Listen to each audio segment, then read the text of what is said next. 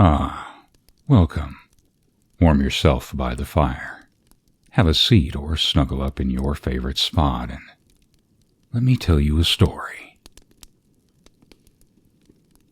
He took an all-possessing burning fancy to her from the first. She was neither young nor pretty, so far as he could see, but she was wrapped around with mystery. That was the key of it all. She was noticeable in spite of herself. Her face at the window, sunset after sunset, her eyes, gazing out mournfully through the dusty panes, hypnotized the lawyer. He saw her through the twilight night after night, and he grew at length to wait through the days in a feverish waiting for dusk, and that one look at an unknown woman. She was always at the same window on the ground floor, sitting, doing nothing. She looked beyond, so the infatuated solicitor fancied, at him. Once he even thought that he detected the ghost of a friendly smile on her lips. Their eyes always met with a mute desire to make acquaintance. This romance went on for a couple of months.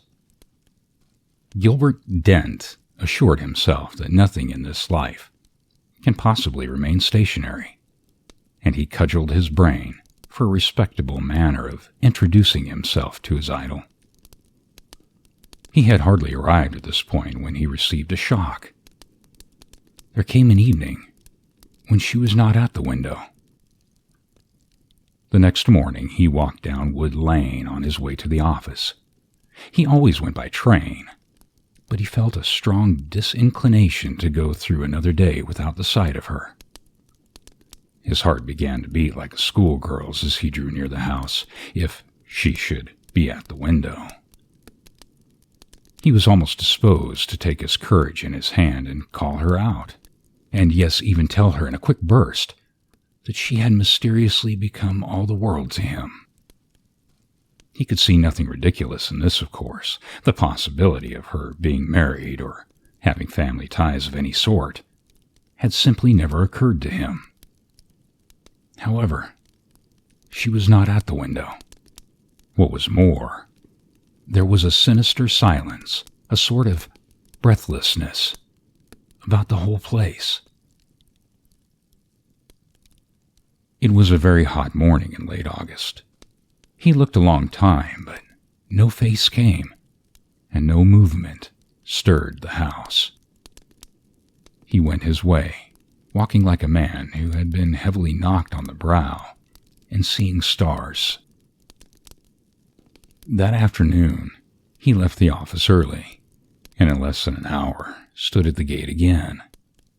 The window was blank. He pushed the gate back. It hung on one hinge, and walked up the drive to the door. There were 5 steps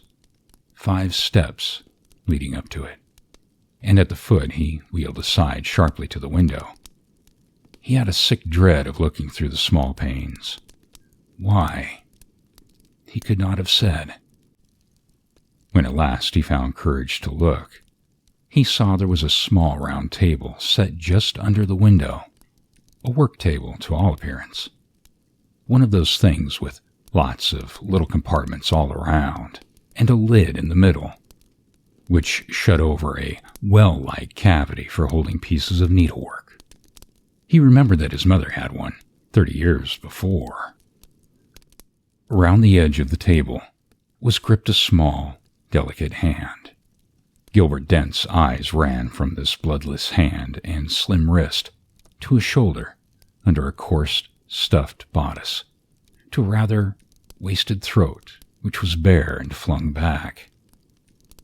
So this was the end. Before the beginning, he saw her. She was dead, twisted on the floor with a ghastly face turned up toward the ceiling, and stiff fingers caught in desperation around the work table. He stumbled away along the path and into the lane. For a long time he could not realize the horror of this thing. The influence of the decayed house hung over him. Nothing seemed real. It was quite dark when he moved away from the gate and went into the direction of the nearest police station. That she was dead. This woman, whose very name he did not know, although she influenced him so powerfully, he was certain. One look at the face would have told anyone that. That she was murdered, he more than suspected. He had seen no blood about. There had been no mark on the long, bare throat, and yet the word rushed in his ears. Murder. Later on, he went back with a police officer. They broke into the house and entered the room. It was in utter darkness, of course, by now. Dent, his fingers trembling, struck a match. It flared all around the walls and lighted them for a moment before he let it fall on the dusty floor. The policeman began to light his lantern and turned it stolidly on the window. He had no reason for delay. He was eager to get to the bottom of the business. His professional zeal was whetted. This promised to be a mystery with spice in it. He turned the light full on the window. He gave a strange, choked cry, half of rage, half of apprehension. Then he went up to Gilbert Dent, who stood in the middle of the room with his hands before his eyes, and took his shoulder and shook it none too gently. "There ain't nobody here," he said. Dent looked wildly at the window. The recess was empty, except for the work table. The woman was gone. They searched the house. They minutely inspected the garden. Everything was normal. Everything told the same mournful tale of desertion, of death, of long, empty years. But they found no woman, nor trace of one. "This house," said the policeman, looking suspiciously into the lawyer's face, "has been empty for longer than I can remember. Nobody'll live in it. They do say something about foul play a good many years ago. I don't know about that.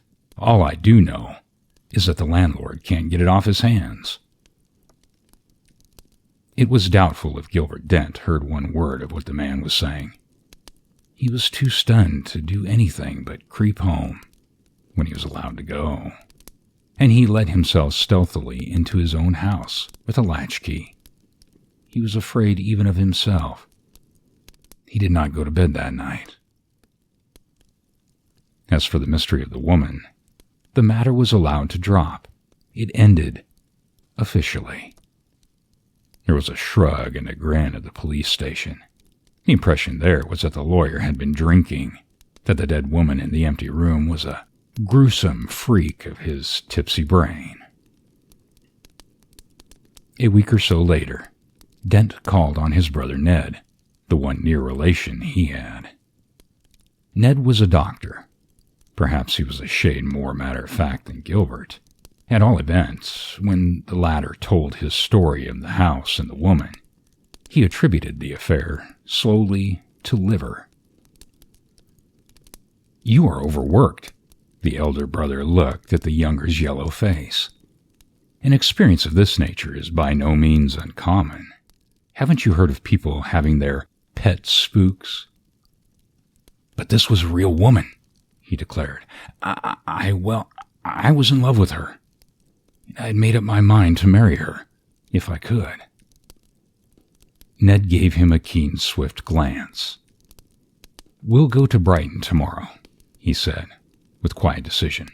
"As for your work, everything must be put aside. You've run completely down. You ought to have been taken into hand before." They went to Brighton, and it really seemed as if Ned was right, and that the woman at the window had been merely a nervous creation. It seemed so, that is, for nearly 3 weeks, and then the climax came. It was in the twilight. She had always been a part of it. That Gilbert Dent saw her again, the woman that he found lying dead. They were walking, the two brothers, along the cliffs. The wind was blowing in their face. The sea was booming beneath the cliff. Ned had just said it was about time they turned back to the hotel and had some dinner, when Gilbert, with a cry, leapt forward to the very edge of the flat grass path upon which they were strolling. The movement was so sudden that his brother barely caught him in time. They struggled and swayed on the very edge of the cliff for a second. Gilbert, possessed by some sudden frenzy, seemed resolved to go over. But the other at last dragged him backward, and they rolled together on the close, thick turf. At this point, Gilbert opened his eyes and tried to get on his feet. "Better?" asked his brother cheerfully, holding out a helping hand. "Strange. The sea has that effect on some people." Didn't think you were one of them." "What effect?" "Vertigo, my dear fellow." "Ned," said the other solemnly, "I saw her. It is not worth your while to try to account for anything. I have been inclined to think that you were right, that she, the woman at the window, was a fancy, that I had fallen in love with a creation of my own brain. But I saw her again, tonight. You must have seen her yourself. She was within a couple of feet of you. Why did you not try to save her? It was nothing short of murder to let her go over the edge like that. I did my best." "You certainly did. To kill us both," said Ned grimly. Gilbert gave him a wild look. After luncheon, Ned persuaded him to rest, and watched him fall asleep, and then went out. In the porch of the hotel, he was met by a waiter on his return who told him that Gilbert had left about a quarter of an hour after he had himself gone out. Directly he heard this, and he feared the worst, having, as is usual in such cases, a very hazy idea of what the worst might be. Of course he must follow him without a moment's delay, but a reference to the timetable told him that there was not another train for an hour, and that was slow. It was already getting dusk when he arrived there. He felt certain that Gilbert would go there. He got to the end of the lane and walked slowly up, examining every house. There would be no difficulty in recognizing the one he wanted. Gilbert had described it in detail more than once. He stood outside the loosely hanging gate at last, and stared through the darkness at the shabby stucco front and rank garden. He went down a flight of steps to the back door, and, finding it unfastened, stepped into a stone passage. It was one of the problems of the place that he should have avoided the main entrance door with a half-admitted dread, and that, only half-admitting still, he was afraid to mount the long flight of stone stairs leading from the servants' quarters. However, he pulled himself together and went up to the room. It was quite dark inside. He heard something scuttle across the floor. He felt the grit and dust of years under his feet. He struck a match, just as Gilbert had done, and looked first at the recess in which the window was built. The match flared around the room for a moment and gave him a flash picture of his surroundings. He saw the stripes of gaudy paper moving almost imperceptibly, like tentacles of some sea monster from the wall. He saw a creature, it looked like a rat, scurry across the floor from the window to the great mantelpiece of hard white marble. If he had only seen nothing more than this. He saw in detail all that the match first had flashed at him. He saw his brother lying on the floor. A ghastly coincidence. His hand was caught around the edge of the work table as hers had been. The other hand was clenched across his breast. There was a look of great agony on his face. A dead face, of course. This was the end of the affair. He was lying dead by the window where the woman had sat, every night at dusk, and smiled at him. The second match went out. The brother of the dead man struck a third. He looked again, and closely. Then he staggered to his feet and gave a cry. It rang through the empty room and echoed without fading down the long stone passage in the basement. Gilbert's head was thrown back, his chin peaked to the ceiling. On his throat were livid marks. The doctor saw them distinctly. He saw the grip of small fingers, the distinct impression of a woman's little hand. The curious thing about the whole story, the most curious thing perhaps, is that no other eye ever saw those murderous marks. There was no scandal, no chase after the murderer, no undiscovered crime. They just faded. When the doctor saw his brother again in the full light and in the presence of others, his throat was clear, and the post-mortem proved the death was due to natural causes. So the matter stands, and will. But where the house and its overgrown garden stood runs a new road with neat red and white villas. Whatever secret it knew, if any, it kept discreetly. Ned Dent is morbid enough to go down to the smart new road in the twilight sometimes and wonder.